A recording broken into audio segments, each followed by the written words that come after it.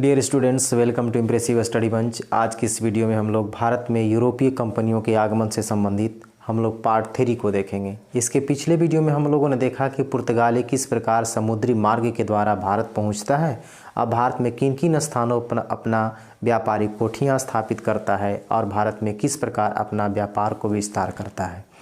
तो आज की इस वीडियो में हम लोग देखेंगे ब्रिटिश ईस्ट इंडिया कंपनी के बारे में, यानी अंग्रेजी ईस्ट इंडिया कंपनी भारत में किस प्रकार आती है। तो इसके पहले क्या देखना है हमें कि ब्रिटिश ईस्ट इंडिया कंपनी का निर्माण कैसे होता है और किस उद्देश्य से भारत में वो आता है, किस प्रकार आता है। तो देखिए, देखते हैं कि ब्रिटिश ईस्ट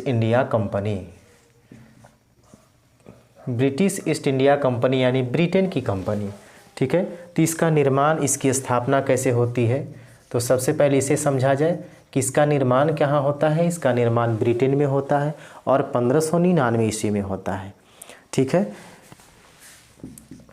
ब्रिटेन में 1599 ईस्वी में ये ब्रिटिश ईस्ट इंडिया कंपनी का निर्माण होता है। कहीं कहीं कुछ किताबों में क्या है कि 1600 ईस्वी दे दिया गया है, तो इसमें कन्फ्यूजन वाली बात नहीं है।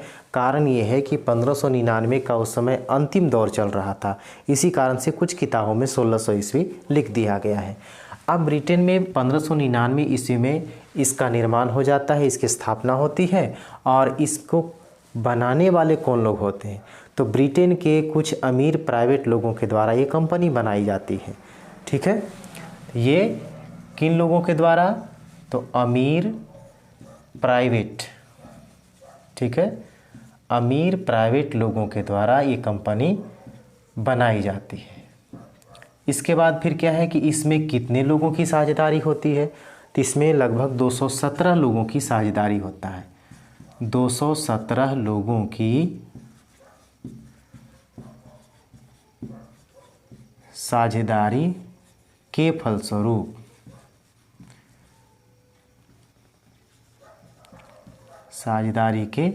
फलस्वरूप इस कंपनी का निर्माण किया जाता है। और ये कंपनी जो बनता है वो किस उद्देश्य से ब्रिटेन में बनता है, तो इसका एक ही उद्देश्य रहता है कि भारत में जाकर के भारत से व्यापार करना।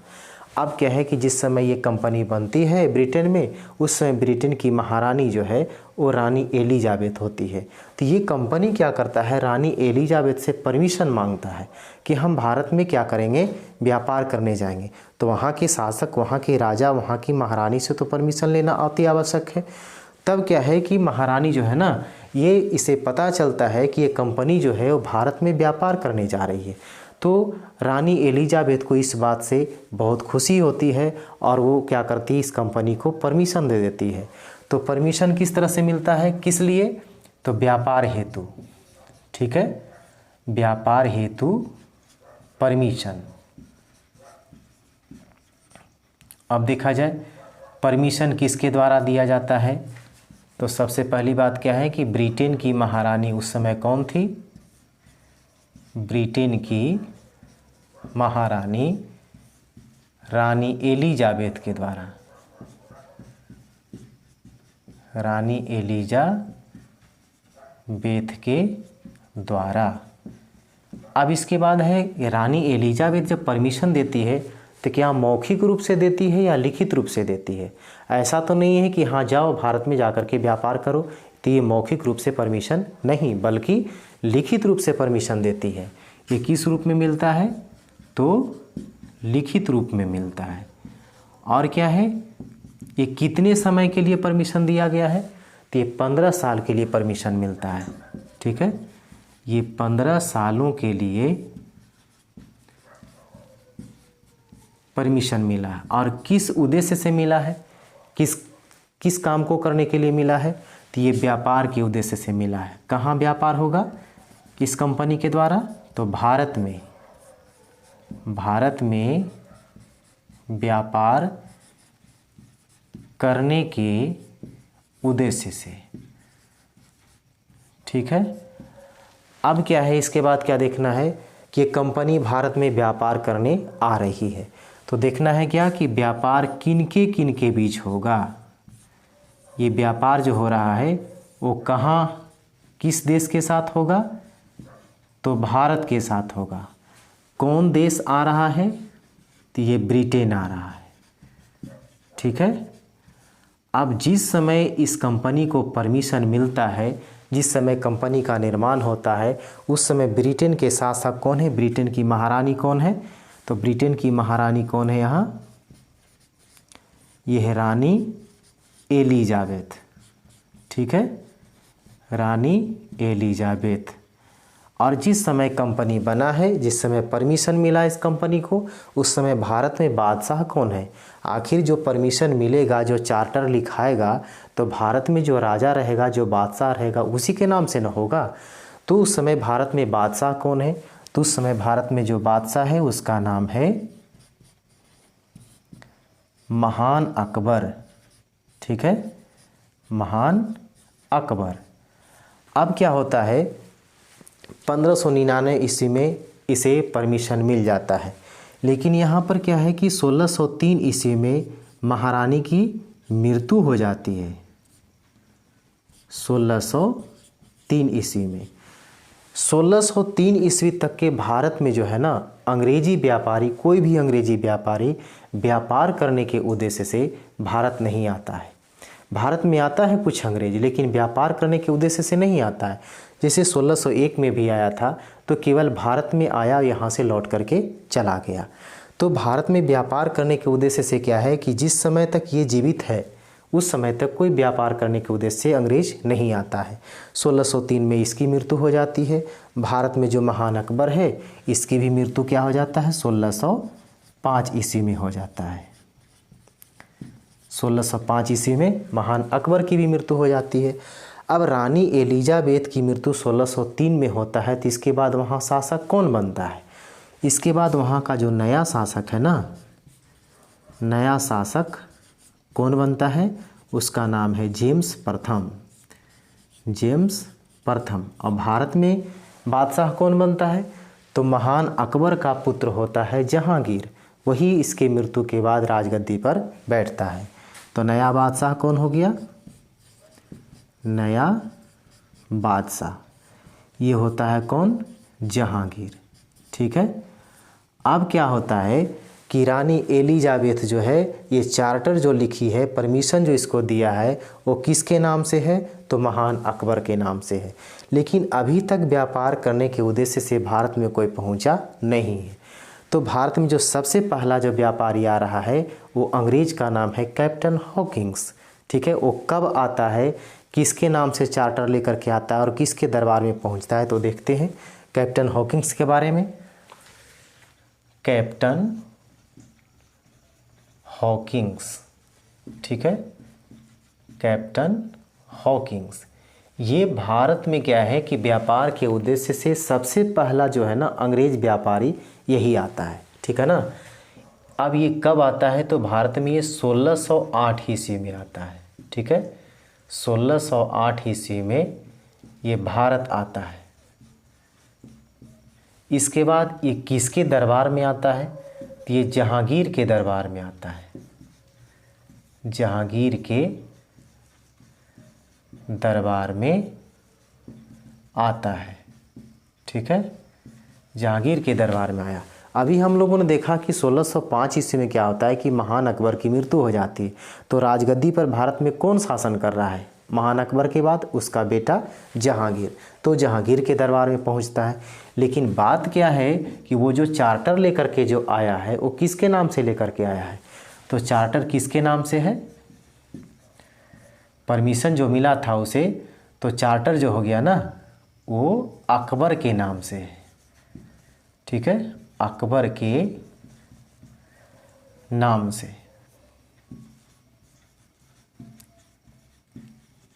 लेकर आया।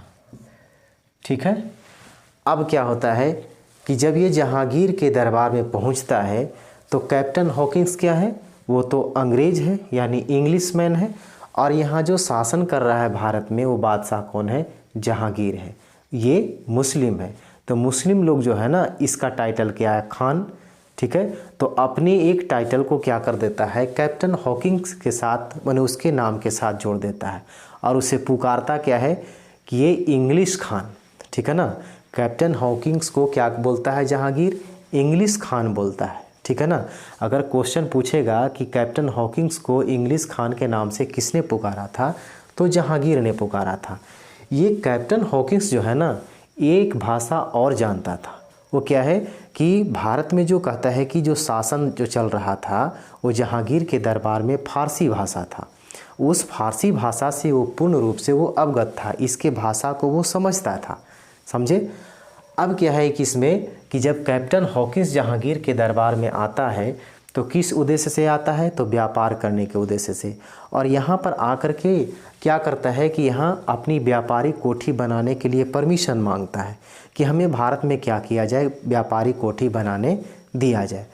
तब क्या होता है कि जहांगीर इस बात से उसे खुशी मिलती है कि एक दूसरे देश से व्यापारी आया है हमारे देश में व्यापार करने के लिए, तो ठीक है, अब जहाँ इच्छा है वहाँ भारत में क्या करो, अपना एक व्यापारिक कोठी बना लो, अपना फैक्ट्री स्थापित कर लो। तो देखते हैं कि भारत में अंग्रेज जो है ना, ये कहाँ पर अपने सबसे पहला जो है वो फैक्ट्री स्थापित करता है। तो ये क्या हो गया,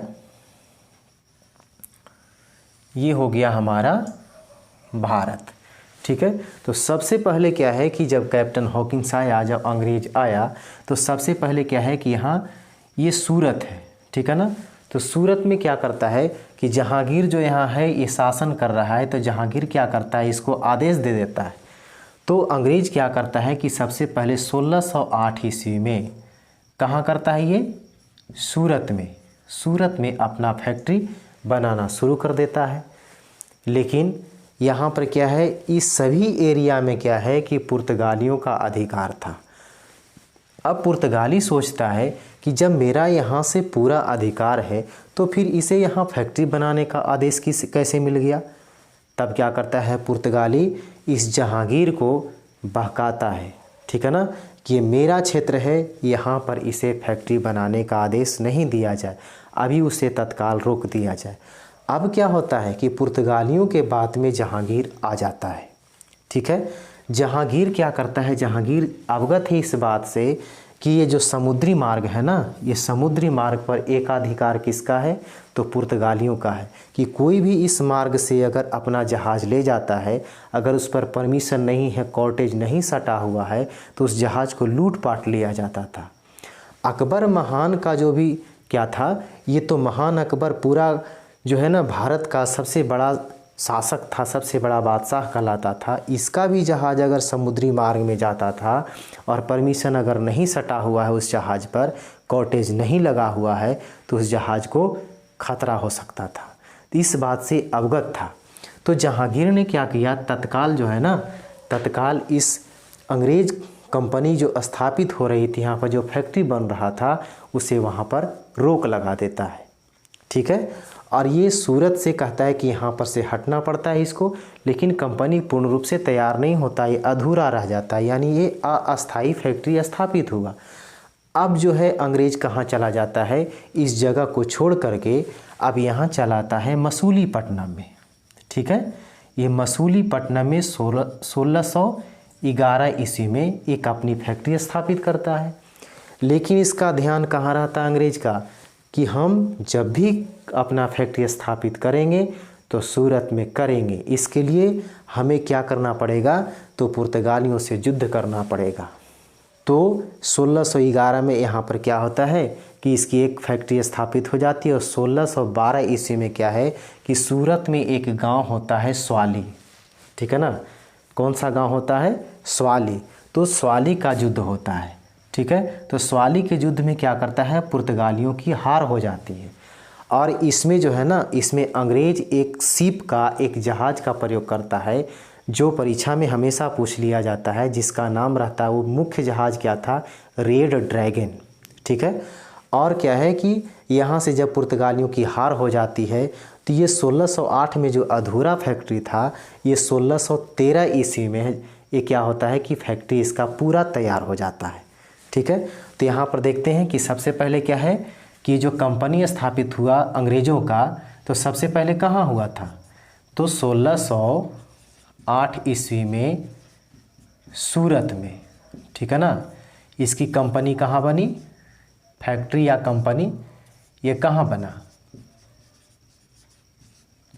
अंग्रेज़ों की फैक्ट्री या कंपनी सबसे पहले सूरत में 1608 ईस्वी में। अब क्या होता है, ये अस्थायी रूप से बना कि अस्थायी रूप से बना? तो ये अस्थायी रूप से बना है, क्योंकि अधूरा ही बना था तो उसे रोक लगा दिया गया था। ठीक है। अब दूसरी बात क्या है कि 1608 में तो यहाँ सूरत में अस्थायी रूप से बना। इसके बाद कहाँ चला जाता अंग्रेज? 1611 ईस्वी में ये मसूलीपट्टनम में, ठीक है। इसके बाद फिर क्या है, इसका निशाना कहाँ था? तो सूरत में। तब क्या होता है कि 1611 में यहाँ स्थापित करता है अपनी फैक्ट्री। उसके बाद फिर 1612 में एक युद्ध होता है पुर्तगालियों के साथ। 1612 ईस्वी में कौन सा युद्ध होता है? स्वाली का युद्ध। स्वाली कहाँ है? तो सूरत में एक गांव है, वहीं पर हुआ था स्वाली का युद्ध। ठीक है। और स्वाली का युद्ध में क्या होता है कि पुर्तगाली पराजित हो जाता है। ठीक है। स्वाली का युद्ध होता है जिसमें क्या है, पुर्तगाली पराजित हो जाता है। ठीक है, पराजित हो जाता है। अब इसमें जो जहाज़ का प्रयोग किया गया था अंग्रेज़ों के द्वारा, उसका नाम क्या था? Red dragon. ठीक है, रेड ड्रैगन था। अब उसके बाद क्या है, 1612 में ये पुर्तगालियों को हरा देता है। तब 1613 ईस्वी में क्या करता है? 1613 ईस्वी में पुनः, ठीक है, फैक्ट्री पूर्ण कर ली जाती है। ठीक है ना, पूर्ण कर लिया जाता है, माने फिर से उसे पूरा बना दिया जाता है। ठीक है। अब कैप्टन हॉकिंस के बाद जो भारत में आने वाला अंग्रेज व्यापारी है, उसका नाम क्या है? उसका नाम है सर टॉमस रो। क्या नाम है? Sir Thomas Roe. ये कब आता है? ये भारत में आता है 1615 ईस्वी में। ठीक है ना, ये 1615 ईस्वी में भारत आता है। ठीक है, सर टॉमस रो भारत में 1615 ईस्वी में आया। तो 1615 ईस्वी में आया है तो उस समय भारत में किसका शासनकाल चल रहा है? तो उस समय भारत में जो है वो जहांगीर का शासनकाल चल रहा है। तो यानी ये किसके दरबार में आता है? तो जहांगीर के दरबार में आता है। जहांगीर के दरबार में आया। अब जब ये जहांगीर के दरबार में आता है तो जहांगीर से क्या होता है कि प्रॉपर तरीके से परमिशन का मांग करता है। तो जहांगीर क्या करता है? इसे प्रॉपर तरीके से बहुत से चीज़ों के लिए ये इसे परमिशन दे देता है। और क्या होता है कि धीरे धीरे इसका व्यापार जो है ना, व्यापार और विस्तार होता चला जाता है। और परमिशन के साथ क्या करता है, ये सभी जगहों पर अपना काम करना स्टार्ट कर देता है। तो यानी क्या करता है, इसे किस तरीके से परमिशन मिलता है? तो प्रॉपर तरीके से। ठीक है, प्रॉपर तरीके से परमिशन प्राप्त करता है। ठीक है, और देने वाला कौन है? जहांगीर है। अब क्या करता है कि जब प्रॉपर तरीके से इसे परमिशन मिल जाता है तो सभी जगहों पर अपना काम करना शुरू कर देता है और इसका व्यापार अधिक से अधिक विस्तार हो जाता है। इसमें क्या है कि एक 1661 की एक घटना आती है कि 1661 की घटना। ठीक है, ये भारत में क्या होता है, ये अजीब घटना है कि ब्रिटेन के एक राजकुमार होता है चार्ल्स द्वितीय। ठीक है ना, ब्रिटेन के राजकुमार, ब्रिटेन के राजकुमार, इसका नाम क्या है? इसका नाम है चार्ल्स द्वितीय। ठीक है, चार्ल्स द्वितीय। और पुर्तगाल की एक राजकुमारी है, पुर्तगाल की राजकुमारी। ठीक है, इसका नाम क्या है? कैथरीन। बात अजीब तरह की है कि ब्रिटेन के राजकुमार चार्ल्स द्वितीय हैं और पुर्तगाल की राजकुमारी कैथरीन, ये दोनों की विवाह हो जाती है। विवाह तो हो गया, ठीक है, ये दोनों अलग अलग देशों के हैं, लेकिन जब इसकी विवाह होता है तो विवाह में दहेज क्या दिया जाता है पता है? ये भारत का जो क्षेत्र है मुंबई, जिस पर किसका कब्जा था? पुर्तगाल का। वो क्या करता है, पुर्तगाल ये चार्ल्स द्वितीय को दहेज के स्वरूप में मुंबई को दे देता है। ठीक है ना। ये दहेज के रूप में क्या मिल गया? दहेज के रूप में मुंबई क्षेत्र दे दिया जाता है। मुंबई क्षेत्र दे दिया गया। अब बताइए मुंबई क्षेत्र जो है वो किसके नियंत्रण में था? तो पुर्तगाल के नियंत्रण में था। बस इतना ही नहीं होता है। अब जो यहाँ से कहता है कि चार्ल्स द्वितीय जब जाता है अपना देश, तो ये 1668 ईस्वी में 1668 ईस्वी में इस मुंबई क्षेत्र को क्या करता है? ब्रिटिश ईस्ट इंडिया कंपनी को सौंप देता है। और इसके बदले उसको क्या मिलेगा? तो 10 पौंड वार्षिक, ठीक है ना, वार्षिक किराए पर क्या करता है? मुंबई क्षेत्र जो है ना, मुंबई क्षेत्र ब्रिटिश ईस्ट इंडिया कंपनी को सौंप देता है। ठीक है। अब क्या होता है, कुछ समय के बाद क्या है कि जब इसका भारत में व्यापार का विस्तार हो रहा है तो अंग्रेज का ध्यान जो है ना भारत में कई क्षेत्रों पर इसका ध्यान जाता है। तो देखते हैं यहाँ पर जो है मेरा ये भारत है। ठीक है, देखिए कहाँ कहाँ इसका ध्यान जाता है। तो यहाँ मद्रास है, ठीक है ना। तो क्या है कि अंग्रेज़ों का ध्यान साउथ की तरफ यानी दक्षिण की तरफ जाता है, ये मद्रास में। मद्रास में क्या है, यहाँ जो एक लोकल राजा होता है ना, मद्रास, ये मद्रास के जो लोकल जो राजा होता है उससे क्या करता है कि परमिशन लेता है कि यहाँ पर हमें क्या करना है, छोटी फैक्ट्री बनाना है, इस जगह को हमें लीज पर दे दो और कि जो है ना सालाना हम इतना रुपया देंगे। तो वहाँ के लोकल राजा क्या करता है, उस जगह को दे देता है। तो यहाँ फैक्ट्री बनाने के उद्देश्य से, एक छोटी फैक्ट्री बनाने के उद्देश्य से यहाँ पर लेता है, लेकिन बाद में क्या करता है, इसको किलाबंदी कर लेता है। ठीक है, किलाबंदी करने का मतलब हो गया कि अब यहाँ पर का जो राजा था अब उसका कोई अधिकार नहीं रहा। ठीक है, अब ये यहाँ पर जब किलाबंदी करता है तो इस किला का नाम क्या है पता है? इस किला का नाम जो होता है फोर्ट सेंट जॉर्ज। ठीक है, फोर्ट सेंट जॉर्ज। ये कब बनाता है? तो ये बनता है 1644 ईस्वी में। ठीक है, इतना ही नहीं, अब इसके बाद अंग्रेज का ध्यान कहाँ जाता है, और किला बनाने पर जाता है। और किला कहाँ बनाना सोचता है? तो उस समय क्या है, ये इसका ध्यान बंगाल की ओर जाता है, ये हुगली तट पर जाता है। तो हुगली तट पर जो है ना, वहाँ एक शासन करने वाला फौजदार होता है। वो फौजदार से क्या करता है, ये बड़ा प्रेम से बोलता है कि हमें यहाँ पर एक छोटी फैक्ट्री बनाना है, क्या बना सकते हैं? तो परमिशन दे देता है कि ठीक है बना लो। अब क्या होता है, धीरे धीरे क्या करता है कि वो फौजदार से ही वो लड़ाई झगड़ा करने लगता है और वहाँ के क्या करता है कि उसी पर अटैक कर देता है। वहाँ से कहता है कि लोगों से पैसा छीनना शुरू करता है और सभी चीज़ें छीन लेता है। इस तरह से क्या है कि वहाँ पर युद्ध हो जाता है। तब क्या करता है कि वहाँ के फौजदार, वहाँ के लोगों ने वो क्या करता है कि अपने देश के शासक को, उस समय जानते हैं शासक कौन था भारत में? वो औरंगजेब था, जिसको जिंदा पीर के नाम से जाना जाता था, लोग डरते थे। उसके शासनकाल में ऐसी घटना हो जाती है। तो जब ये सूचना यहाँ औरंगजेब को दी जाती है तो औरंगजेब क्या करता है, अपनी सेना को वहाँ भेजता है और उस सेना से युद्ध होता है। तब क्या होता है कि ब्रिटिश ईस्ट इंडिया कंपनी, यानी कहने का मतलब अंग्रेज जो है बहुत चालाक था। क्या करता है, तुरंत सेना के सामने घुटने टेक देता है, माफ़ी मांगता है कि गलत हो गया, आज के बाद फिर हम ऐसा नहीं करेंगे। तो औरंगजेब क्या करता है कि एक शर्त रखता है कि ये जो कांड करवाया था अटैक करने का, यहाँ पर हुगली पर अटैक करने का जो काम करवाया था, उस अंग्रेज का नाम था सर जॉन चाइल्ड। ठीक है, तो औरंगजेब का कहना था कि भारत से उस व्यक्ति को बाहर किया जाए। ठीक है, उसके बाद फिर क्या है कि वो भारत से उस व्यक्ति को बाहर करता है, उस अंग्रेज को निकाल दिया जाता है।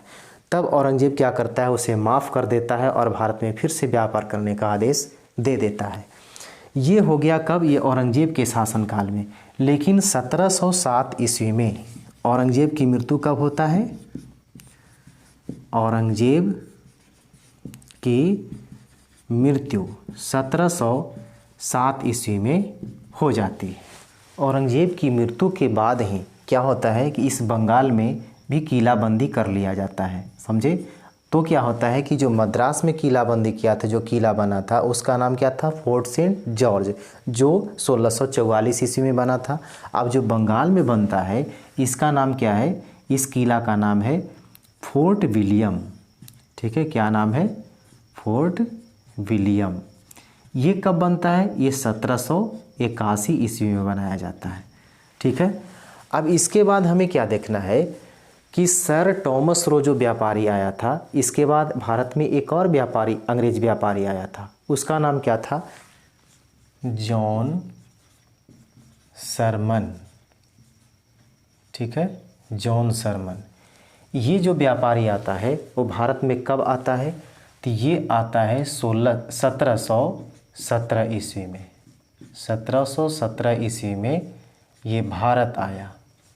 ठीक है, भारत आया। अब जो है ये किसके दरबार में आता है, तो जिस समय ये भारत आता है उस समय भारत में किसका शासन है, वो फर्रुख सियर का है।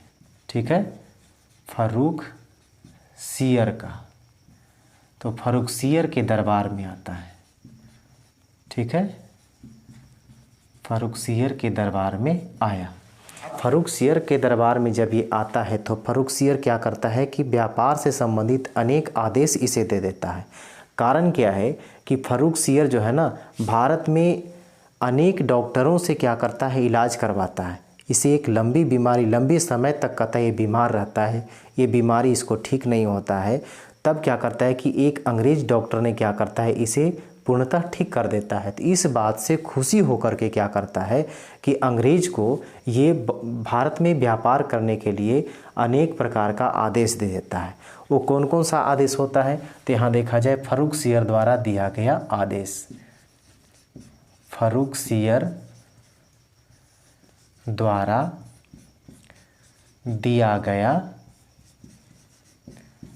आदेश। अब कौन कौन सा आदेश देता है, तो सबसे पहला जो आदेश है ना, ये सबसे पहला आदेश है कि 3000 रुपया, मात्र 3000 रुपया, ठीक है, वार्षिक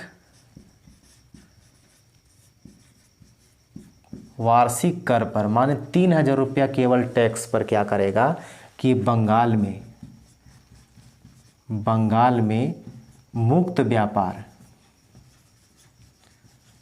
मुक्त व्यापार करने का आदेश, ठीक है, करने का आदेश दिया। ये पहला आदेश दे दिया क्या कि बंगाल में क्या करना है, मुक्त व्यापार होगा, मात्र कितना रुपया वार्षिक पर, तो 3000 रुपया वार्षिक कर पर। इसके बाद जो है ये 10,000 रुपया जो है, ये 10,000 रुपया वार्षिक कर पर क्या करता है, ये सूरत में मुक्त व्यापार करने का आदेश दे देता है। इसके अलावा जो अंग्रेजी सिक्का है ना, अंग्रेजी सिक्के का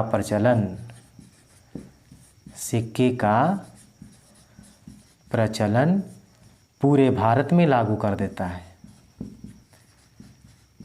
पूरे भारत में लागू कर देता है। तो इस तरह से क्या है कि हमने देखा कि भारत में जो अंग्रेज व्यापारी आया वो किस प्रकार क्या है कि किस शासक के द्वारा उसे परमिशन दिया गया, किस प्रकार का आदेश दिया गया। अब इसके बाद जो हम अगले वीडियो में देखेंगे वो क्या है कि फ्रांसीसी भारत में आता है, तो अंग्रेज और फ्रांसीसी के बीच जो युद्ध होता है वो किस प्रकार का युद्ध होता है, कौन जीतता है, कौन हारता है, किसका शासन आगे बढ़ता है और कौन पराजय हो जाता है, इसके बारे में हम लोग देखेंगे। तो फिर मिलते हैं हम अगले वीडियो में।